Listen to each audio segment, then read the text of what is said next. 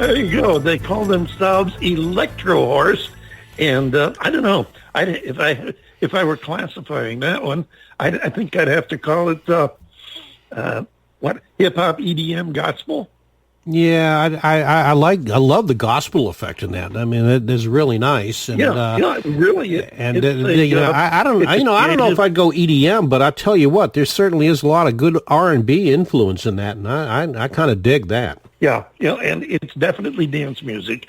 I'm really kind of buzzed about it. It's a creative thing they've done here, and I'm really surprised and impressed. I would have never thought of a creation like that. That shows definite creativity as well as the talent to bring it all together and make it happen. Elektrohorse, folks, check them out online, and be sure and drop them a line. Let you know what you think of the music and what you like about it. And hey, who knows? Maybe we can get them to come back on the show when they have some new music and do it all over again. Speaking of doing it all over again, we got to do it all over again with our next guest, who's standing by patiently on his return. This is his second time on the David Bowers Awards. We're happy to welcome back Codie Westwood and Creatures of Clay. This is called All Alone.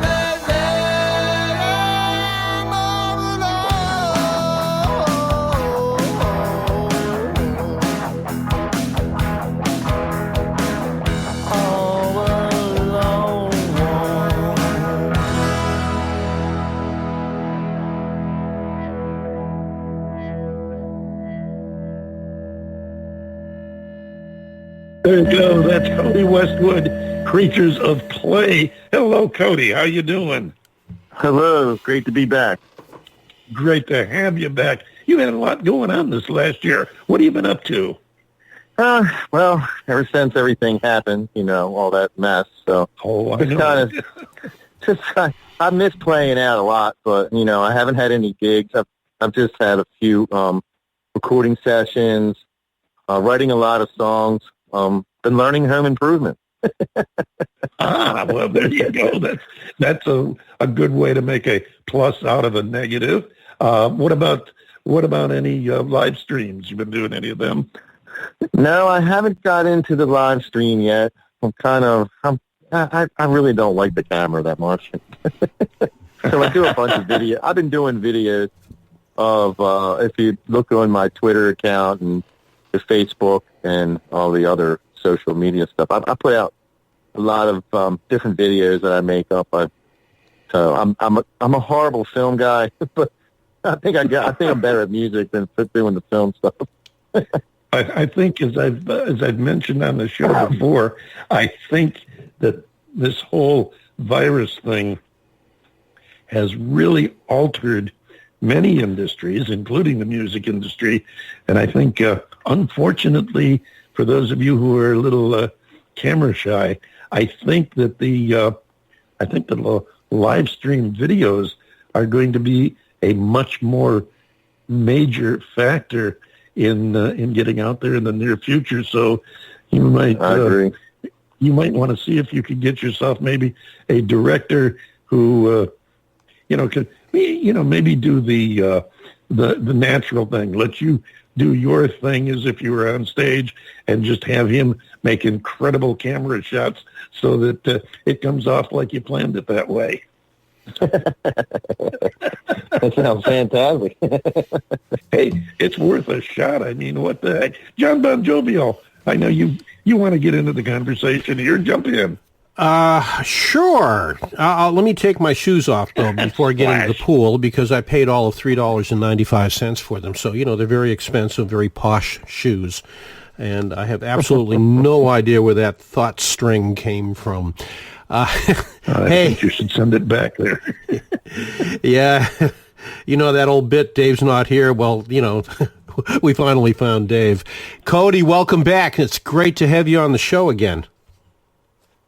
Oh, it's fantastic to be back. Good to hear you guys. I'm glad you're all surviving this mess and still having the show going on. It has been, I got to tell you, well, look, I'm not unique. It's everybody knows what a bizarre past 12 months it has been, where the year started off quite normal. January, February, everything was looking good. I can remember even early in March, here in Florida, we get a lot of baseball spring training, and the Red Sox played just up the road in Fort Myers. And, I had tickets for 3 games. We went to 2 of the games, and then all of a sudden everything got shut down. And so, yeah, it was just something to behold. And it really makes you use your head as far as, my business here is concerned. It makes you use your head as to how to think outside the proverbial box and still be able to generate a revenue stream without anybody coming in the shop. And so that was a challenge. And I know that the music world has suffered greatly in 2020, and hopefully now with the advent of this vaccine, things will start to loosen up a little bit. And who knows, maybe by the third quarter there might even be some live shows again. What do you think about that? Oh, that would be fantastic. I just miss even seeing shows too. Like during the summertime, you had a whole bunch of. We have the pavilion. I live in Maryland, so in Baltimore they have a pavilion, and they have a Ram's Head Live, and there's a lot of bands that come through, and once in a while you like somebody, you go down and check it out, or I might be playing down there too, doing something. Who knows, what's going on? But I really miss it. I do miss playing a lot, so. It's kind of, I'm sorry, I wrote so many songs from it, though. I do have, I'm ready to go into the studio. I could probably be in the studio every day for a year.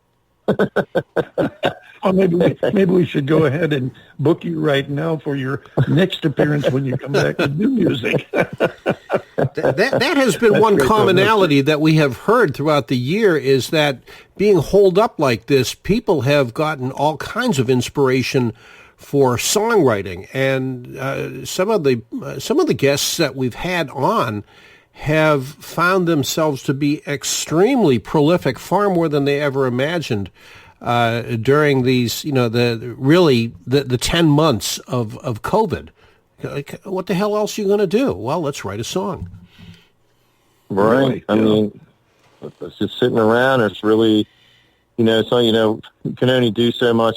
So, you don't want to go out in crowds. You want to stay away from crowds. You wear your mask when you go into the store. You want to follow the protocol and try to help out everybody. But, you just wondering, so when you're home, I have so much time. I'm like, yeah, there's another chord progression. Oh, yeah, I'm going to change it around. And that's been done, but I can phrase it this way, or something. Yeah.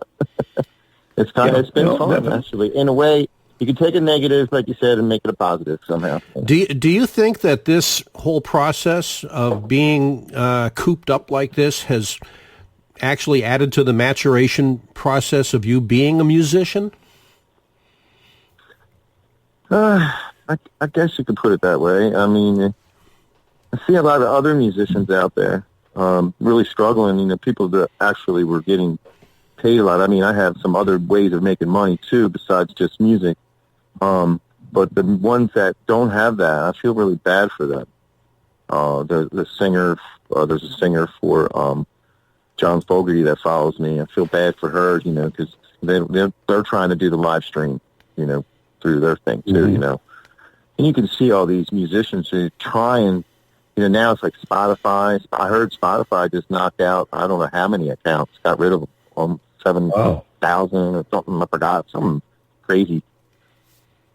But I noticed a lot more acts. I noticed people are getting into the music and, getting online. And I don't know if I guess I just heard the new thing out that you just had on the show there. It was very interesting.